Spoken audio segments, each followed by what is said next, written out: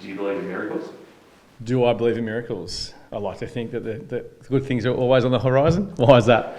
You need a lot to go right, don't you? Obviously, firstly, you've got to beat the Bulldogs, then have some stuff go away, and Melbourne will be a worry 6 days later. But are you one to sort of ladder predictors? Yeah, I reckon I'm not going to lie. You always look ahead a little bit to see how things are unfolding, but similar to last year, we need to kind of win those games late in the season and rely on a few things to fall our way. But we need to make sure that we're the master of our own domain, and we haven't been the last few weeks. And West Coast showed last week that they were fighting for a similar position and a similar opportunity to play in the postseason, and they played that way. So the response for our group this week, miracles aside, control what you can, which is respond the right way against the Dogs, who are, again, you probably ask the same question to them. Yeah. Obviously, you spoke after the game on Friday night. There was disappointment, but you've reviewed the game since. Is there an area of looking back that you go, you just didn't get it right? Yeah, there's a few areas. West Coast brought a lot of physical pressure from the outset. It took our girls a bit to kind of absorb that pressure and then make good decisions off the back. And you look at the goals that we gave away. There was a 5th-minute penalty and a downfield and some one-on-ones that we lost. So if we compete harder for longer and in some of those scenarios, you take those opportunities away. So we kind of gave them a few goals, and that's not to discredit West Coast. They deserved it, but we had our scoring opportunities as well. In the first quarter, I think we missed 3 late in the quarter, which again, score pressure means a lot. But we're great at CB phase. Our strength has been CB this year, which has been really good for us. And not getting enough opportunities from our goals to do that too can hurt us. But one part was that. Other part was just the fact that our fundamentals weren't up to standard, and that's something we've addressed this week around our attention to detail and standard training. And so get a combination between our contest method and our fundamental will hopefully steer us in the right direction. I feel like it's been a little bit of maybe one step forward, one step back at times. I feel like there's these games that you come out and you do look really good, but then you have a game like the Eagles and it just feels like you're a little bit behind in that sense. Like we talked about consistency, but how do you feel like you can take further strides with what you're... More consistency is what we're after. Yeah, no, you're right. Like the last few seasons, we've made some significant strides in the right direction in terms of consistent performance. Scoring was one that we've always been talking about to make a bit of a dent in the competition, which I think we have done pretty well over the last couple of seasons. But there are games, even last year, there are games where we just can't move the ball or get the footy. But it comes down to getting the footy, our contested method a lot. If we get the football and then move the ball the right way, then generally pretty good things happen off the back of it. But I think at times it's our inconsistency around our ability to win possession. And particularly when we win the ball in our back half, how we can exit the footy in a way that then gets the ball going with a bit more territory can be a Achilles heel at times. So it does feel that way, Meg. It feels sometimes you're making some positive strides, 3 wins in a row this year, and then a win against Port away, who are a strong team to beat anywhere, but last year's prelim team, and then you drop a game where you think you should be more competitive for longer. So it's just about finding that part and getting the group to respond the right way. You said a couple of weeks ago, you said that Julia was such an important kind of piece forward, and again to miss her and have her out maybe for a week or two. How difficult is that kind of towards the end of the season when you are trying to really get that ball inside 50 quite well?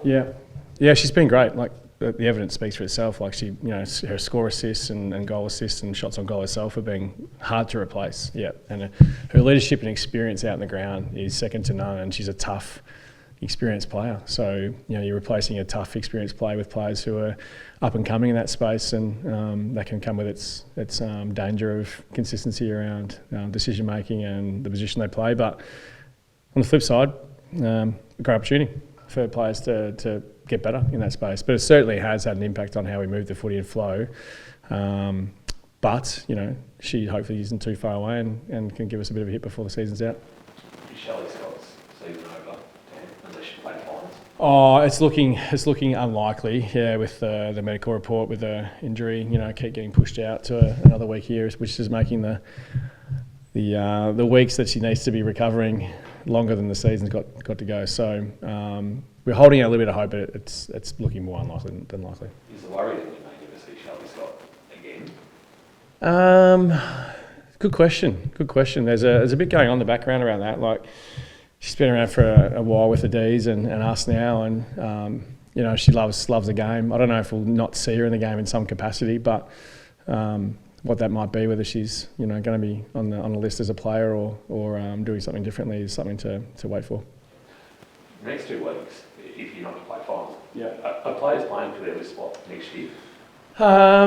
Certainly something that we discussed as a group. Our leadership group had a good chat with the team, because this time of year, like, you literally do look at the list and you think the reality is this is the last time that we'll be in this space as this particular list. And it's not shying away from the fact that that's just what happens every year in all clubs and all football across the country. But there's players playing with a bit more motivation to make sure that they put their best foot forward to remind everybody about what they do bring to a team and their assets they've got. And that's not to put any pressure on anyone. That's just the reality of the game. And we're not pressuring anybody either around that. It's just we're running out of games to play, and 30 don't fit into 21. Yeah. Bulldogs on the weekend. We're obviously coming off 2 quite big wins. Yeah. And at times I feel like they do look impressive when they can get that forward line up and running, similar to you guys when you're able to do it as well. Sure. Yeah. Do you feel like it's going to be a good matchup between you guys and Ballarat? I think so. Like, we've played only a few times over the last couple of years or 3 seasons, and we've done okay. I had a good game against them maybe a couple of seasons ago.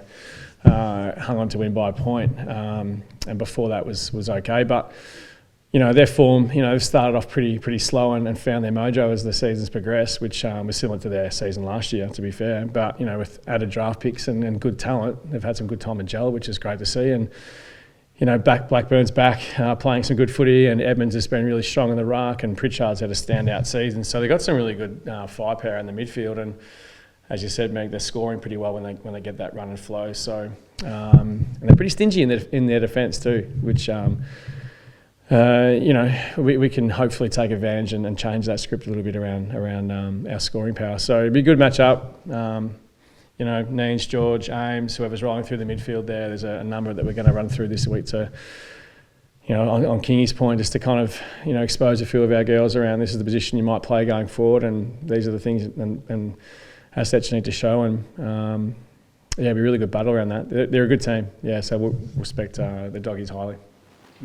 Up to 20 mil of rain potentially on Sunday. I'm not sure whether you've seen the forecast. No. Will that? I think you too. Does that come into your thinking with what you'll select team-wise? A little bit, yeah. Like, the Doggies are being played a pretty high contested game, and a lot of talk around high congestion around stoppage and whatnot. So it's going to be a bit of a battle in there. So having our strongest players in that space will be important. And the weather aside, it's probably going to be blowing a gale as well and wet. So.